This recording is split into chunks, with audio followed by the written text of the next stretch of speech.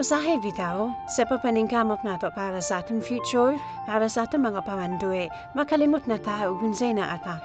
Dolket miro nga, kina opayhan maningkamot. Kina opayhan manganburi sa mga butang gusto nato ma-achieve bukol.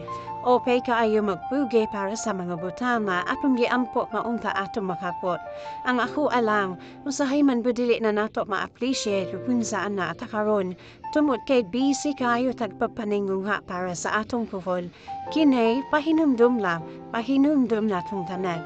Na it's okay to strive hard for the future, but let's also not forget to enjoy and be grateful for our present. Ayusad kalimot na spend time kauban ng imo mga mahal sa kinabuhi. Importante kayo makabalo sila nga importante sila para nimo. Aside sa pagpaningkamot para sa pavon, ayaw gyud ibali wala ang karon.